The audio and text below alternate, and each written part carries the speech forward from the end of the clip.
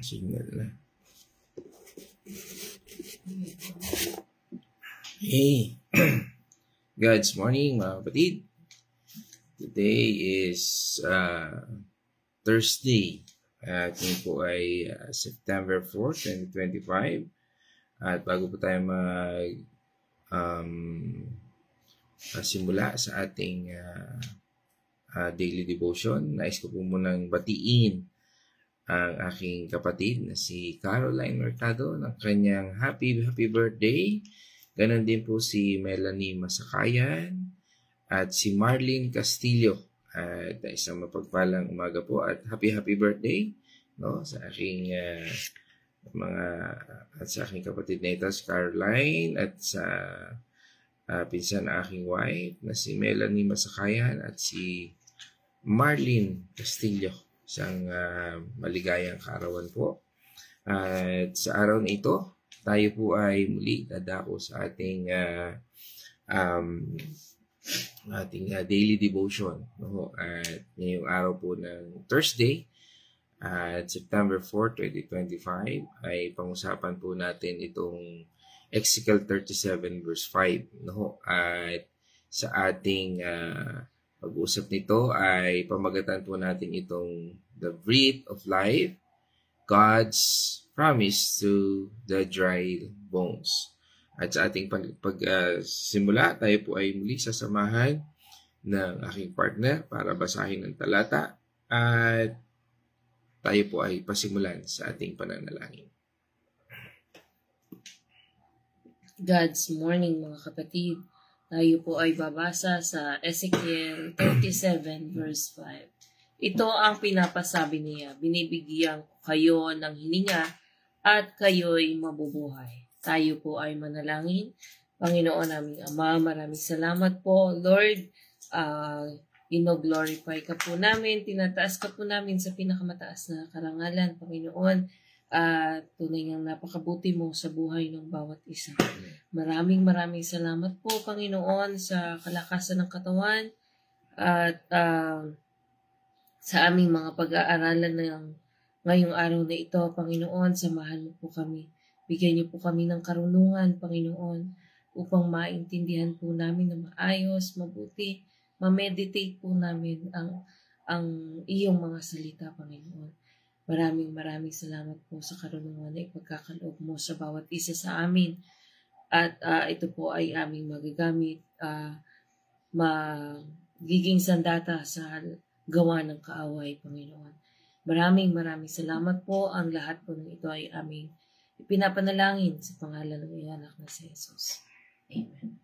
Amen. Purihin ating Panginoon Diyos. At sa ating pong talatang binasa ngayon, ay sabi nga, this is Ezekiel 37 po is a powerful vision. Ito po isang vision pangitain na kung saan ay napakasarap pag-aralan. At I encourage everyone na basahin po natin yan mula dyan sa buong chapter na yan.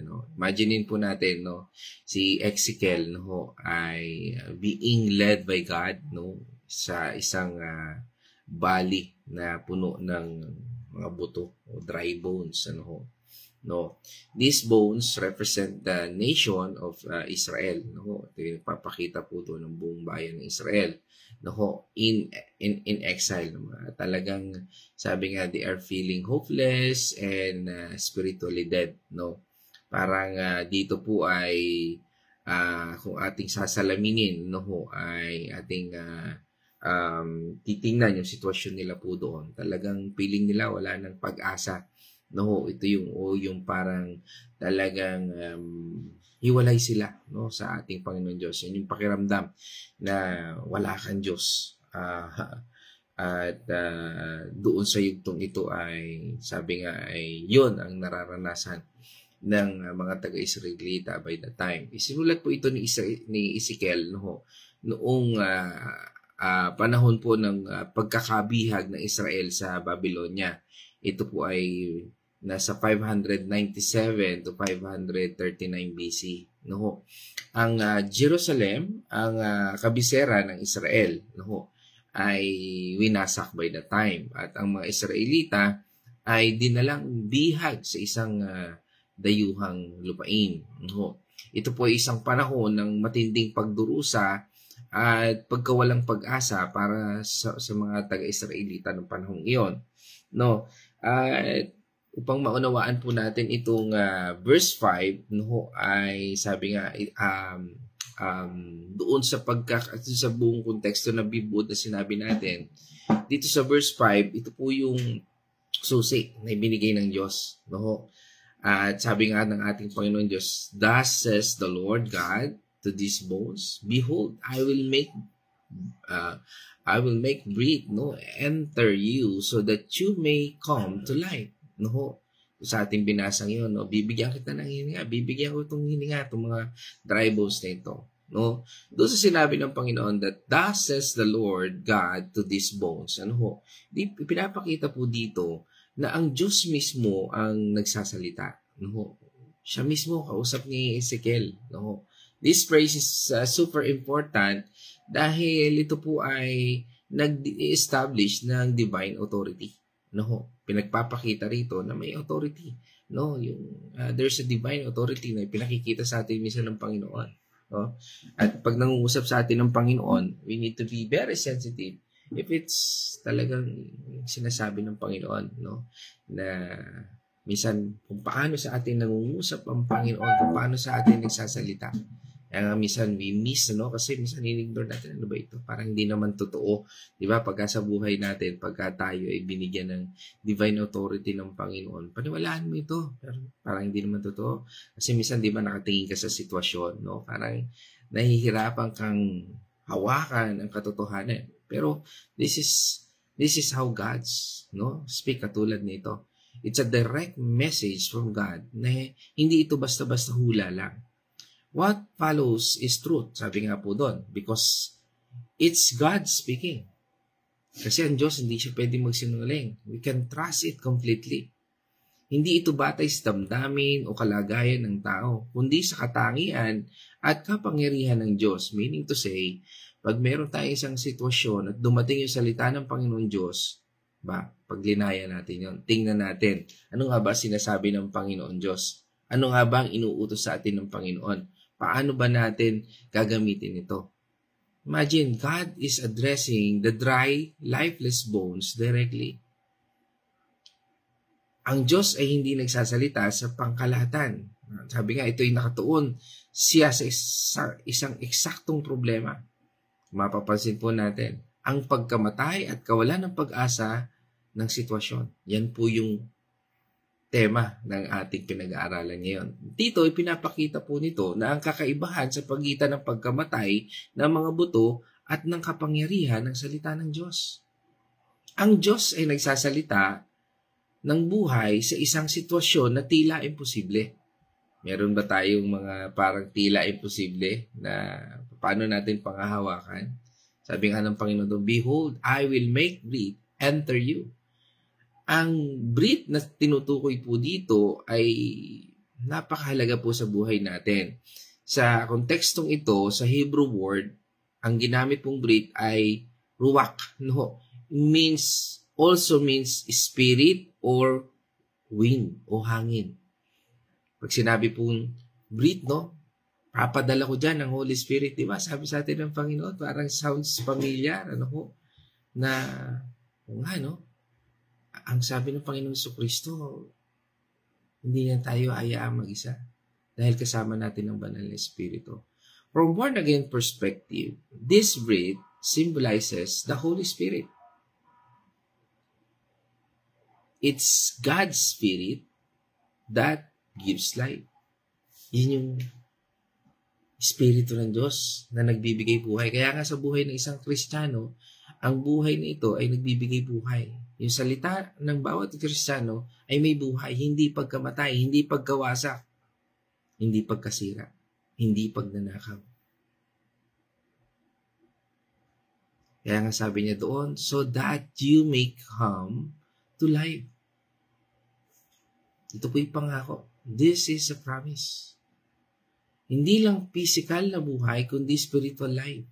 Kaya nga po, binabahagi natin ang gospel, which is good news, hindi bad news. Kung ang isang mensahe ay, sabi nga, gospel, mabuting balita yan. Mayroong pag-asa. It's about being born again, receiving new life in Christ. Pagkakagad naisip natin, born again, naisip natin kagad religion. Ano ho? Hindi po. Pag sinabi po natin born again Christian, at tinutukoy dito po sa Ezekiel 37:5, it is a picture of spiritual resurrection. Yung paano po natatransform ang buhay ng isang tao. Paano ka binago? Before knowing Christ, we are spiritually dead. Hindi pa man natin kilala ang Panginoon Diyos, so, mga spiritually dead tayo. Bakit? Wala tayong relasyon sa ating Panginoon Diyos eh. Kilala lang natin ang Diyos, pero hindi natin siya isinasama sa buhay natin. Nandyan lang siya, pero hindi natin siya pinapansin. Parang kalaro o parang isang bata na hindi naman natin isinasali sa laro. Pero kalaro natin siya. Tama?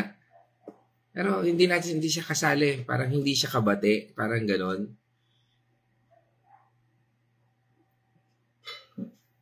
But God, through His Holy Spirit, can make us alive again. Sa pamamagitan ng Espiritu ng Diyos, kaya niyang buhayin ulit tayo. Kaya niya i-revive. Tulad ng Diyos na huminga ng buhay kay Adan, kaya nga po nagkaroon ng new birth dahil sa pangakong ito. At nangako na magbibigay ng buhay sa mga tuyong buto, binibigyan din niya tayo ng bagong buhay kapag naniwala tayo kay Jesus. Kapag sinunod natin ang commandment ng ating Panginoong Jesus. And this is the spirit of love. The spirit of Christ being controlled in our life. Kaya nga babaguhin niya tayo sa perspective na yan. Bibigyan niya tayo ng tamang payo, tamang desisyon. And this is the meaning of being born again.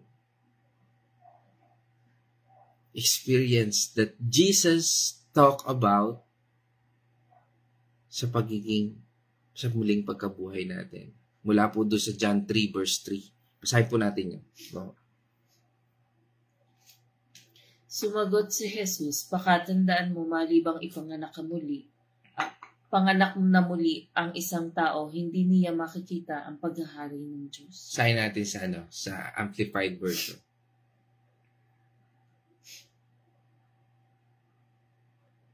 John 3. Verse 3. I assure you and most solemnly say to you, unless a people is born again, reborn from the spiritual transformed, renewed, sacrificed, he cannot ever see and experience the kingdom of God. Yeah. So yun po yun. Transform tayo. Being born again is transformed life. Binagong buhay. Nabagong buhay. And we cannot do it ng sarili lang natin. We need a helper. We need the Holy Spirit. The Holy Spirit is the one who convicts us of sin. Yan po yung banal na Espiritu na siyang nagko-convict sa atin sa ating mga kasalanan. At nagpapalapit sa ating Panginoong Kristo dahil hinihingi natin ito ng tawad sa ating Panginoong Kristo. Ibig sabihin nito, paghingi natin ng tawad, kasama po dyan yung pagtatransform sa atin. Lord, baguhin mo ko, Panginoon. Hayaan mo ako na sumunod sa iyong utos. Hayaan mo ako na mag-focus sa iyong salita. And give us the power to live a new life. Yung magkaroon tayo ng buhay na tama. No? Pag sinabing tama, it's all yung direction na may patnubay ng Espiritu. May kapayapaan, meron kang guidance with the Holy Spirit. Sabi nga, He indwells us, guiding and empowering us every day. Ganyan pong ginagawa niya sa atin. namumuhay siya sa atin. Patuloy niya tayong ginagabayan at patuloy niya tayong ine-empower everyday. Pero kung minsan tigas ulo tayo, we heard the good news, but still we insist, no? Hindi. Ganito yan. Parang ganun. No? So, tigas ulo. There's no transformation at all. Kaya nga, it's not about being saved. It's about being transformed. Maraming Kristiyano na okay lang kahit na may ganung sitwasyon. Basta alam ko ligtas ako. And that is sabi nga ay hindi po yun yung sinasabi ng Panginoon. Kaya ang sabi ng Panginoon, di ba, sa Romans 12 verse 2, huwag kayong makiayan sa takbo ng mundong ito. Mag-iba kayo sa pamamagitan ng pagbabago ng inyong pag-iisip upang maunawaan ninyo ang kalooban ng Diyos. Kung ano ang mabuti, kalugod-lugod at ganap na kaloob niya. Amen. Sabi diyan sa wikang English, no? Do not conform to the pattern of this world, but be transformed by renewing your mind. No? This verse uses the word transform. No? Again, directly. No? Sinasabi po nito na hindi lamang natin dapat sundin ang mga huwaran ng mundong ito, kundi aktibong baguhin ang ating isipan. No? It starts with our mind. Ang pagbabagong ito ay nagbibigay daan sa atin na maunawaan at mamuhay ayon sa kalooban ng Diyos. Sabi nga rin po sa atin na Ephesians 4 verse 22 hanggang 24. 22. Teka lang. Peso.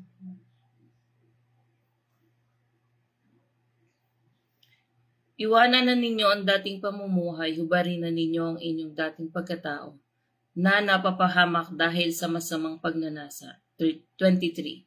Magbago na kayo ng diwa at pag-iisip. 24. At ang dapat ninyong isuot ay bagong pagkatao na nilikha na kalarawan ng Diyos at nahahayag sa matuwid na banal na pamumuhay ayon sa katotohanan. Amen. No. This passage speaks about putting off the old self and putting on the new self. No. Ito po ay isang proseso ng aktibong pagbabago kung saan inaalis natin ang ating mga lumang gawi at hangarin. No po, ito po ay nagsisimula o magsisimulang mamuhay na isang buhay na sumasalamin sa pagkatao ng Diyos. Sabi nga, we need to first na alamin natin ano ba yung maling pag-uugali natin. Mararanasan naman natin yan eh. May impact naman yan sa ating ng kapwa natin eh. Makikita natin. No? Kaya nga yung mga maling gawain natin na yan, minsan kinokorek tayo, ano rin natin, sundin din natin. Salamatan din natin sila. At mahalaga yung meron tayo accountability partner katulad ng sinasabi natin kahapon sa ating devotion. No? Napakahalaga po niyan nang meron tayong accountability partner, no, na siyang nagpapaalala sa atin. No? Kaya nga, yung paghubad sa ating dating pagkatao, hindi man ganun kadali. No? Kinakailangan ng proseso. We need na i-examine natin yung sarili natin, aminin natin, we need to confess, and then we need to repent. And ask for the guidance ng ating ng banal na espiritu upang baguhin ang ating buhay. Dahil ang buhay natin ito ay sumasalamin sa bunga ng espiritu. At yung bunga ng espiritu yan ang siyang makikita sa buhay natin. Yan yung ating basihan. Nakikita ba sa buhay natin yung banal na espiritu yan? Nananahan ba sa atin? Sa buhay natin? Ano nga po ba ito? Itong banal na espiritu? So maraming na nakakaalam dahil malimit natin banggitin. Pero para sa mga hindi nakakaalam, basahin ulit natin. Galatians 5 verse 22 hanggang 23. Subalit ang bunga ng Espiritu ay pag-ibig, kagalakan, kapayapaan, katiyagaan, kabaitan, kabutihan, katapatan. 23. Kahinahunan at pagpipigil sa sarili. Walang batas laban sa mga ito. Amen. So yan po ang bunga ng Espiritu. Kung merong bunga ng Espiritu, meron ding bunga ng demonyo. No, basahin po natin. Galatians 17 hanggang 21. 17. Yun din. Galatians. Doon din sa lugar niya. Galatians 5. 5. Okay. Galatians 5. Verse 17. Sapagkat ang mga nasa laman ay laban sa kalooban ng Espiritu at ang kalooban ng Espiritu ay laban sa nasa ng laman. Laging naglalaban ang dalawang ito kaya't hindi ninyo magawa ang nais ninyong gawin. 17 to 18. Sige, 21. 18. Pinapatnubayan kayo ng Espiritu, wala na kayo sa ilalim ng kautusan. 19. Hindi maikakaila ang hilig ng laman, pakikiapid, kahalayan, at kalaswaan. 20. Pagsamba sa Diyos-Diyosan, pagkukulam, pagkapuot sa isa't isa, pag-aaway-away, pagsiselos, pagkagalit, at kasakiman, pagkakampi-kampi, at pagkabaha-bahagi. 21. Pagkainggit, paglalasing, kalayawan, at iba pang katulad nito. Muli ko kayong binabalaan, ang mga gumagawa ng mga ito ay hindi magkakaroon ng bahagi sa kaharian ng Diyos.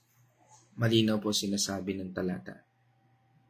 Dalawang kakaibang espiritu na makikita natin sa buhay ng isang tao. Buhay ng mga tao na sa atin ay patuloy natin napapakinggan. At yan ang buhay na dapat natin tingnan. Para meron tayong checklist. Dali, nasan ba siya rito? Nasaan ba siya rito? Again, hindi natin sila para husgahan. Upang maunawaan lang natin saan siya nakikita. Ano ang dala ng espiritu niya? Ano ang espiritu ng buhay ng taong ito? Ito ang mga katangian. At doon sa ating binasa kanina, ay doon sa verse 22 hanggang 23. Ito po yung mga katangian na dapat ipakita sa buhay ng isang mananampalataya. Kung tayo ay tunay na maliligtas. Kasi doon sa verse 17 hanggang 21, sinabi doon sa verse 21 na wala silang lugar sa kaharian ng Diyos. Ang banal na espiritu ay kumikilos sa atin upang makabuo ng mga katangian ito na humahantong sa pagbabago sa ating pagkatao at pag-uugali. Kaya nga, kung maunawaan natin ito, malalaman na natin kung saan ka pupunta. The Holy Spirit changes us from the inside and out, helping us to become more like Christ. Kaya tayo nandito ngayon, nag-aaral. Because of the blood of Christ. Again, sabihin natin, so diba, it's not about works, yes, pero it's about our faith. It's about our responsibility. And part of our responsibility ay magkaroon at mamunga ang bawat Kristiyano, ang bawat mananampalataya. So what does it mean for us today? Kahit piling natin hopeless tayo or spiritually dry, God can bring us back to life. Kailangan lang nating magtiwala sa ating Panginoon Diyos. Trust God's promise. Believe that God can do impossible. He can revive what it seems dead in our lives. Sabi nga sa atin sa Jeremiah 32 verse 27. Ako si Yahweh, ang Diyos ng lahat ng tao. Walang bagay na mahirap para sa akin. Kaya nga doon sa tanong na yon ng ating Panginoon, di ba? Ang talatang ito ay isang direktang tanong mula sa Diyos na nagbibigay diin sa kanyang walang hanggang kapangyarihan. Pinaalala po nito sa atin na walang masyadong mahirap sa kanya. Kung ang mga tao na isip natin, imposible magbago ang taong ito. No, walang imposible sa ating Panginoon Diyos. Kailangan mo magtiwala. Kasi kung magbibitaw ka na, hindi mo na siya aabutin, magwawalang kibo ka na lang, walang mangyayari sa taong ito. Remember, the fruit of the Spirit, wala siyang kaharian, wala siyang lugar. Pero kung ibabahagi mo salita ng Panginoon Diyos, nang may bunga ng ating Panginoon Diyos, makikita mo, kayang buhayin siya ng Panginoon. Walang imposible. Kung ang Diyos ay makapangyarihan sa lahat, tiyak na magagawa din niya ang imposible at muling bubuhayin ang tila patay na sa ating buhay. Luke 1 verse 37. Sapagkat walang anumang bagay na hindi kayang gawin ang Diyos. Amen.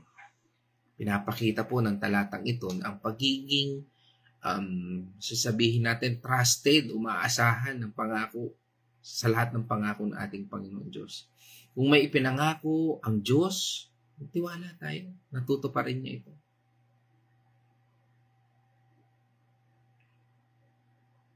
Tanggalin nyo na yung mga pity card, yung mga pagpapaawa, yung mga pagmamanipulate sa buhay nyo. Alisin nyo yan. Hindi kailanman makatutulong sa buhay nyo yan. Yung magpapaawa ka sa tao, alisin nyo yan. That is spirit of manipulation. Panghawakan mo yung salita ng Panginoon Diyos. Pangako ng Diyos. Kung may pinangako ang Diyos, magtiwala tayo. Natutuparin niya ito. Nagbibigay ito sa atin ng pag-asa na kahit sa tila imposibleng sitwasyon, ang Diyos ay maaaring magdala ng muling pagkabuhay at pagpapanumbalik. Sabi nga, seek the Holy Spirit. Pray for the Holy Spirit to fill you, guide you, and empower you. Luke 11, verse 9 hanggang 13.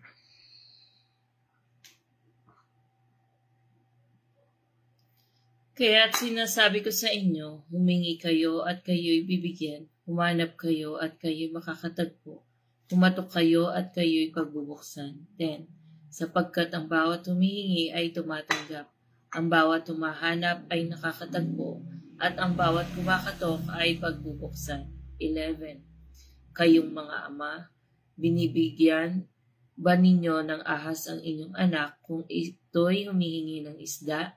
12. Binibigyan ba ninyo siya ng alakdan kung siya'y humihingi ng itlog?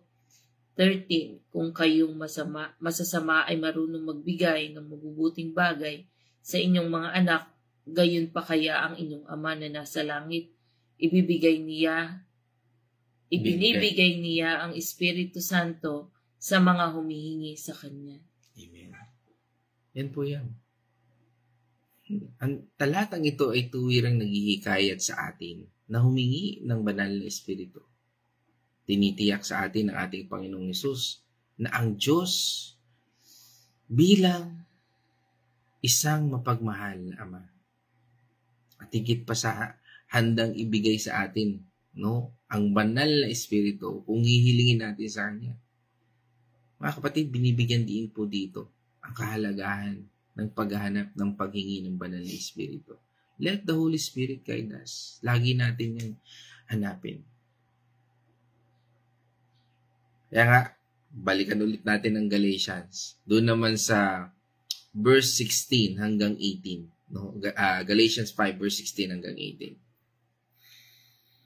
Sinasabi ko sa inyo, ang Espiritu ang gawin ninyong patnubay sa inyong buhay at hindi kayo magiging alipin ng hilig ng laman.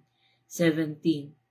Sapagkat ang mga nasa-nasa ng laman sa kalooban ng Espiritu at ang kalooban ng Espiritu ay laban sa nasa ng laman. Laging naglalaban ang dalawang ito kaya't hindi ninyo magawa ang nais ninyong gawin. Hanggang 18 lang. 18. Kung pinapatnubayan kayo ng Espiritu, wala na kayo sa ilalim ng kautusan. Amen. And that's God's wants us. Napatnubayan tayo ng banal na Espiritu because that is the fulfillment of the law. Ibig sabihin, inilagay natin si Kristo sa buhay natin. Sinasapamuhay natin si Kristo sa buhay natin. Inalalagay natin siya sa unahan ng buhay natin. Siya ang nagmamaneho ng buhay natin. Nangangahulugang ito po ay patuloy na paghahanap at pag-asa sa banal na Espiritu upang gabayan ang ating buhay at mapagtagumpayan ang ating makasalanang pagnanasa. Upang lumakad ayon sa Espiritu, kailangan natin na aktibong hanapin siya. 1 Corinthians 2 verse 10 hanggang 13. 10. Ngunit ito'y inihayag ng Diyos sa atin sa pamamagitan ng Espiritu. Sinasaliksik ng Espiritu ang lahat ng bagay, maging sa pinakailalim na layunin ng Diyos. 11. Sapagkat walang nakakaalam sa iniisip ng isang tao maliban sa kanyang sariling espiritu. Gayon din naman, walang nakakaalam sa mga iniisip ng Diyos maliban sa Espiritu ng Diyos. 12. Ang tinatanggap natin ay hindi espiritu ng sanlibutan, kundi ang espiritu mula sa Diyos, upang maunawaan natin ang mga kaloob niya sa atin. 13. Kaya nga kami ay nangangaral hindi sa pamamagitan ng karunungan ng tao, kundi sa pamamagitan ng Espiritu. Ang ipinapaliwanag namin ay mga katotohanan ng espiritual para sa mga pinapanahanan ng Espiritu. Amen. So, bakit may sakit? Bakit may pangamba? Bakit may problema? No? Yun po yung kasagutan doon sa binasa natin. Mula po doon sa 1 Corinthians 2:10-13. Dahil may kaloob ang Diyos na nais ng Diyos na matuklasan mo, na nais ng Diyos na gamitin mo, na nais ng Diyos na matutunan mo, na nais ng Diyos na magbago sa iyo. Sabi nga, upang maunawaan ang kalooban ng Diyos at ang malalim na kapahayagan ng Diyos sa buhay natin. Kailangan natin ng banal na Espiritu. Nangangahulugan ito na dapat nating hanapin ang Espiritu upang magkaroon ng spiritual na pag-unawa at karunungan. Kaya kung meron tayong mga problema, mga pinagdaraanan, no? Maging matapang. Ano ang gusto ng Espiritong gawin sa buhay natin ito? Hindi gusto ng Panginoon Diyos na magmukmuk ka. Hindi gusto ng Panginoon Diyos na kimkimin mo lang yan. Hindi yan kabaitan at hindi yan kabanalan. It's a foolishness. Dahil ang gusto ng Panginoon Diyos, labanan mo yan. Ang gusto ng Panginoon Diyos, harapin mo yan ng may pananampalataya at pag-ibig at bunga ng Espiritu. Sabi nga, live in the Spirit. Allow the Holy Spirit to lead you daily, making decisions that honor God. Sa lahat ba ng ating gagawin, magbibigay ba ito ng kapurihan sa Panginoon Diyos? That's God wants us to walk. Yan ang gusto ng Panginoon Diyos na lakaran natin. To give honor in spite of your situation. May karamdaman ka, may problema ka, pine-persecute ka ng mga tao sa paligid mo, especially kung yan ay pamilya mo. Sabi nga doon sa binasa natin, walk in the Spirit, doon sa Galatians 5:16. Kung tayo ay namumuhay ayon sa patnubay, ng banal na Espiritu, hindi natin susundin ang mga makasalibutang pagnanasa. Ang paglalakad sa Espiritu ay nangangahulugang araw-araw nating hinahayaan ang banal na Espiritu na gabayan ang ating hakbang, isipan, desisyon, upang ating magampanan, upang maging kaaya-aya ang buhay natin ito sa ating Panginoon Diyos. Sabi nga sa atin ng Romans 8, verse 14.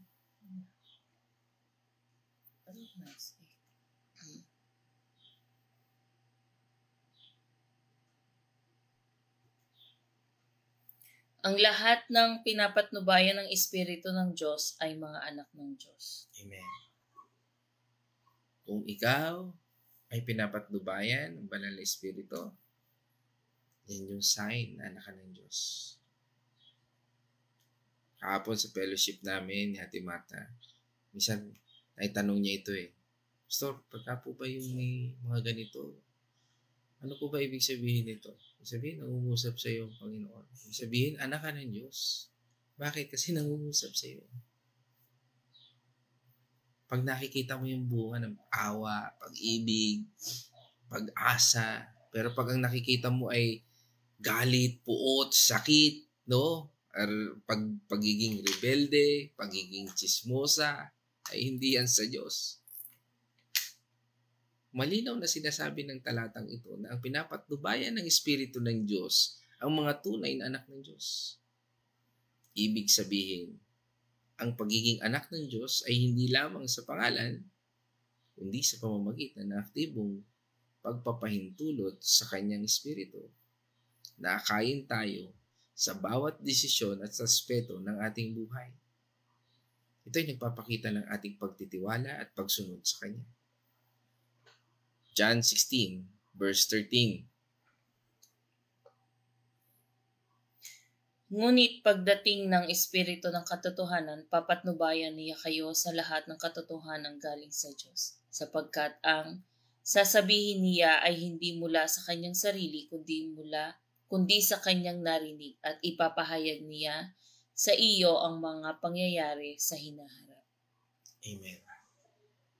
Pinapaliwanag po dito ng ating Panginoong Hesus na ang banal na Espiritu, ang Espiritu ng katotohanan, ang gagabay sa atin sa lahat ng katotohanan. Nangangahulugan ito na sa bawat sitwasyon at desisyon, ang Espiritu ang magbibigay sa atin ng karunungan at kaunawaan sa kalooban ng Diyos, upang ang ating mga desisyon ay maging tama at makapagbigay puri sa ating Panginoon. Hindi siya nagsalita mula sa kanyang sarili, kundi mula sa Diyos. Kaya't ang kanyang patnubay ay laging perpekto. Kung ating isasapamuhay yun, kung tayo isasanggunin natin lahat ng ating desisyon sa buhay, sa pamamagitan ng banal na Espiritu, makikita mo yung pagkilos ng Diyos. Siya mismo ang kikilos. Mga kapatid, dito po ako magtatapos. At sa ating pangwakas, ang Ezekiel 37:5 ay hindi lamang isang magandang kwento o pangako. And I encourage every one of you, basahin niyo yung talatang ito mula sa simula hanggang wakas. Napakaganda po nito. This is one of my favorite preaching, na Dry Bones. Isang napakagandang kwento, pangako ng Panginoon Diyos, na sabi nga ay ito po ay pangako ng Diyos din sa atin sa kasalukuyan ngayon, na kahit sa gitna ng mga tuyong buto ng ating buhay, mga pangarap na tila patay na, mga relasyon na nasira, o mga pagkakataong puno ng kawalan ng pag-asa, mga kapatid, ang Diyos ay may kapangyarihang magpadaloy ng kanyang hininga, which is the Holy Spirit. Ibig sabihin nito, sinabi ng Panginoong hininga, it means the meaning is the Holy Spirit, upang tayo'y muling mabuhay at magkaroon ng bagong simula. Kaya yung hininga ng ating Panginoon Diyos na binigay niya sa atin, yan yung hininga na nagbigay sa atin ng buhay. And that is the Spirit itself, and that is God itself. Kaya nga yung buhay natin, huwag nating wasakin. Kaya nga inaalis sa atin ng Panginoon Diyos yung bisyo. Bakit? Kasi pinapatay mismo natin yung regalong bigay ng Diyos sa buhay natin. Ang mensahe ng Diyos ay malinaw. Ako ang nagbibigay ng buhay, ang Diyos. Hindi siya nagbabago. Kaya makikita natin yung mga taong inaabuso ang kanyang sarili, makikita mo in few moments later, or in years later, hingi ng tulong. Bakit? May cancer, may kung ano-anong sakit. Kasi nga, pinabayaan yung sarili. Inabuso ang sarili. Mga kapatid, kung kayang buhayin ng Diyos ang isang buong bansa mula sa pagkamatay, kaya rin niyang baguhin ang iyong kalagayan. Ang Espiritu ng Diyos ang siyang nagpapabago sa iyong puso, magbibigay ng lakas sa iyong mga hakbang, at magtuturo sa iyong mga desisyong magdulot ng kaluwalhatian sa Kanya. Kaya't huwag kang susuko. Manalig sa ating Panginoon Diyos at sa Kanyang pangako. Magtiwala sa kapangyarihan ng banal na Espiritu. At sa bawat araw, piliing mamuhay sa Kanyang patnubay. Mga kapatid, ang Diyos ay tapat at ang Kanyang salita ay hindi babalik ng walang bunga. Sabi nga sa atin ng Isaiah 55 verse 11. Gayon din naman ang mga salita na lumalabas sa ating bibig, ang mga ito'y hindi babalik sa atin na walang katuturan. Tutuparin nito ang mga aking mga balak at gagawin nito ang aking ninanais. Amen. And din po yung pinag-aralan namin kahapon related doon sa sa James chapter 4, no? About doon sa salita, no? Na at pangako ng Diyos and how we resist the devil, no? Paano ba tayo mamuhay? Paano ba natin titingnan yung mga labanan na ito? Bakit ba nagkakaroon ng labanan? May pangako lagi ang Diyos sa ating buhay. At yun ang dapat natin panghawakan. Tandaan po natin mga kapatid, at sa pagtatapos natin ito, bako tayo mapalayo, no? Sabi nga, pagpalain po tayo ng ating Panginoon Diyos at patuloy niyang akayin tayo sa paglalakad ng may pananampalataya. Mga kapatid, lagi po natin tandaan, ang Diyos na nagbibigay buhay sa mga tuyong buto ay buhay at aktibo rin sa inyong buhay sa atin ngayon. Hayaan nating mangyari ang imposible. O hayaan natin ang Diyos ang makapangyari sa sitwasyon natin sa ating buhay. Purihin natin Panginoon Diyos at ngayon naman, ibibigay ko po ang bagay ito para sa reflection ng aking partner. God's morning mga kapatid. Ito pong ating napag-aralan ngayon ay sa Ezekiel 37:5. Ito po ay isang pangako ng Diyos na nagbibigay buhay sa atin na noong tayo sa ating mga kasalanan, kung tayo ay namumuhay pa sa kasalanan, sa mga dati nating pagkatao sa makamundo, ito po ay nagbibigay ng pag-asa sa atin. Basta taos puso lang po natin ilapit sa Panginoon ang ating mga suliranin, ang ating mga pinagdadaanan, humingi po tayo ng kapatawaran at ang Panginoon po ang magbibigay sa atin ng kagalingan kung tayo man ay nasa sitwasyon ng sakit, na kung tayo naman po ay nasa sitwasyon na alam natin na hindi natin kayang pagtagumpayan at nasa sitwasyon na lugmok tayo. Nagbibigay po ito ng pag-aralan natin ito na pangako ng ating Panginoon sa sitwasyon na anumang meron sa atin.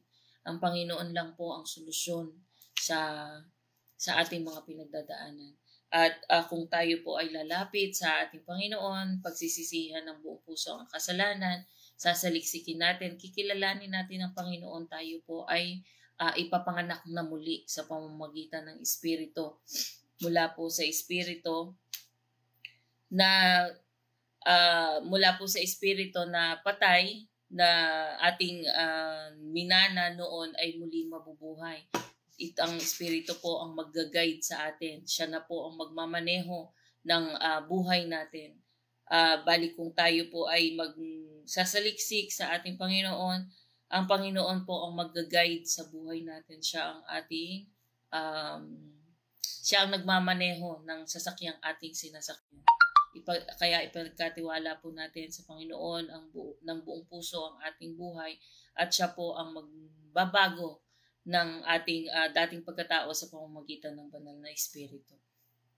Kasi ang banal na Espiritu po siya ang nagbibigay ng buhay, gumagabay at nagpapalakas sa ating mga mananampalataya. Kaya kailangan po natin buhayin ang banal na Espiritu na nasa atin. Bawat isang tao po kasi meron banal na Espiritu. Kaso kung hindi po tayo lalapit sa Panginoon, hindi po siya mabubuhay, hindi po siya gagana, hindi po siya magiging active sa buhay natin sapagkat makabundong gawain po ang namananahan sa atin. Pero kung ang Panginoon po magdadrive ng buhay natin, yung pong banal na Espiritu na yon ang mag-guide na sa atin. Hindi na po yung makamundong gawain natin. Tapos ang Espiritu din po ang magbabago sa atin katulad ng ating Panginoong Hesukristo. Nakawangis ng ating Panginoong Hesukristo. Lahat po ng ating mga maling gawi ay hindi na po natin babalikan at yung pong Espiritu na nananahan sa atin, yun po ang mabubuhay sa atin. Lahat po ng makikita natin, lahat ng ating gagawin ay naayon na sa ating Diyos. Minsan po makikita natin na yung mga taong nagkakasala sa atin na papatawad natin ng madali, na dati noong wala pa tayo sa Panginoon, akala mo ay hindi natin kayang patawarin, kahit sasabihin pa natin, kahit maggunaw ang mundo, hindi ko siya mapapatawad. Umihiman siya ng dugo. Yung mga ganong salita ay naiiwasan na po natin. Minsan, yung pong mga taong yon na nagkakasala sa atin, kung tayo po ay nasa Panginoon na ipapanalangin na natin sila. Panalangin na ang lumalabas sa bibig natin. Hindi na sumpa. Dati sinusumpa natin yung tao, ngayon ipinapanalangin na natin. Yung mga ganong bagay po ay naiiwasan natin sapagkat nananahan na sa atin ang banal na espiritu ng ating Panginoon. Kaya patuloy po tayong manaliksik, patuloy nating hanapin ang ating Panginoon sapagkat ang Panginoon po ang magbibigay sa atin ng tamang direksyon. At yung mga masasamang salita na nabibitawan natin, hindi na po masasamang salita. Ang lumalabas po sa bibig natin ay pagpupuri na sa ating Panginoon. So yun lamang po, mag-ingat po tayong lahat. God bless po. Amen. Purihin natin Panginoon Diyos, mga kapatid. At ngayon naman, nais kong pasalamatan, i-acknowledge ang ating mga partner online. At yan, mga kasama natin, no? At yan, pinangunahan tayo ng aking magandang nanay, no? Corazon Mercado Getgano is watching. Yan. Yan, isang mapagpalang umaga dyan sa Santa Rosa, Laguna. Yan, ingat at medyo madagim na naman, no? At sinundan po tayo mula sa lugar ng Bulacan, no? Kasama natin dyan si Kuya Chris, si Ate Nanay Gori, no? Si Nanay Gori ito. At si Ate Marta. Yan, ano ho, God's morning po sa atin dyan, no? At yan, kasama pa rin po natin, mula po sa bayan ng Liliw, si Nanay Edna. Yan, kasama po natin. At batiin natin ang buong Arosena, yan, family. Yan. At kasama rin po natin, yan, si Nay Winnie, siyempre, sa Villa Escudero. At ang lahat ng kanyang mga apo at mga anak, no, diyan sa Villa Escudero. Yan, at God's morning mga kapatid. Yan. Yan, prayer request ni Gori. Ayan, kay kalakasan ni Sis Weni, Pastor Rafe, Ate Winnie, Ate Marta, Kuya Chris, si Tip at sa lahat. Ano ho, yan. Talagang nilahat na. Okay. Pagbati rin naman ni Kuya Chris kay Mark Anthony, Jerome Martillaga, Julius, sama na rin natin si Ian. Yan, ba? Yan na si Ate Marta, nakakapag-comment na. Yan, salamat po sa Diyos, Ama, sa kagalingan ng aking anak na si Jerome. Amen. Salamat po sa mga kapatid sa prayers ng bawat isa. Purihin ang Panginoong Jesus. Amen. Yan. At okay, prayer request ulit ni Nay Gori, kalakasan ni Joseph at ng buong pamilya. Yan, at ito, pagbati, ano ho, yan, sa ating mga kapatid. Yan, hindi ko na ho isa-isahin, madami. No? Pamilya na lang ho. Yan, ito, mga prayer request, kagalingan ni Ian Bautista. Yan, pag-iingat kay Ian, Pastor Eds, kay Kyle, kay Casey, kay Sister Angel, Brother Rolly, Ezekiel, Lisel, Jigs, Echo, Louis, Gian, Yana, Mikay, Alea, Rafi, Denden, Kate, Diana. Yan. Sa lahat, no? Yan na po. Isama na natin lahat. Pag-iingat sa lahat, no? Yan. Sa mga lahat na nakakarinig nito, ay pag-iingat sa buong pamilya, no? Yan. At kagalingan sa lahat ng may sakit, no? Hindi ko na babasahin. Tigori. Yan. At yan, thank you Lord sa pag-iingat sa aming buong magdamag. Yan. Amen. Yan, mula po kay Ate Gori. Yan.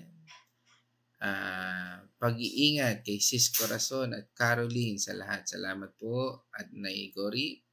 Yan. Kasama rin po natin si Pastora Feb. Blessed birthday, Sis Caroline. Yan. Yan. Okay. Salamat po, Pastora. Happy birthday po. Yan.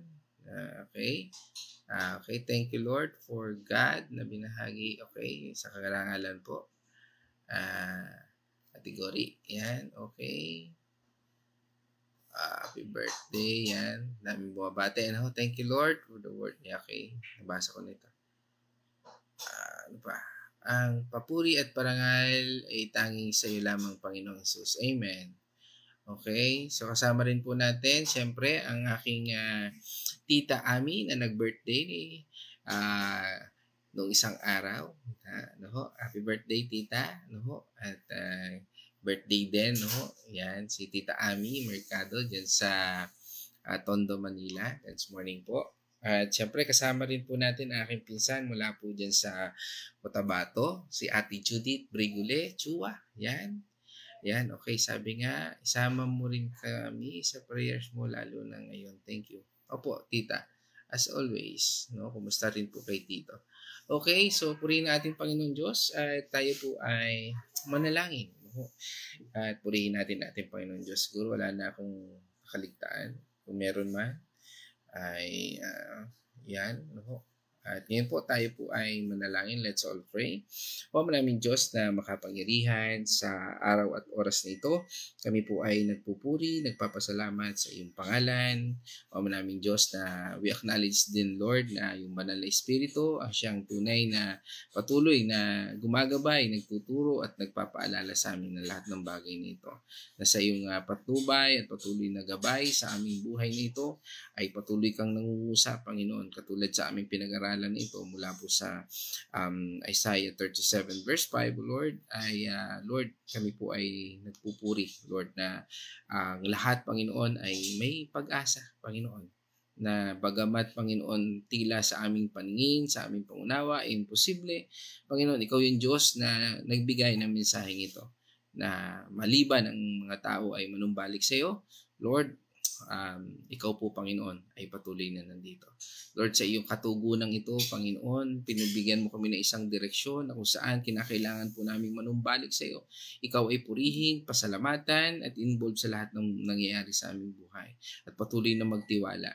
Kahit na sa panahon ng tila parang imposible, Panginoon, naming mapagtagumpayan. Subalit, Panginoon, sa iyong pananahan, sa pamagitan ng Banal na Espiritu, kay ikaw po ang patuloy na gumagabay at nagbibigay sa amin, Panginoon, ng kasagutan at tamang direksyon sa aming buhay.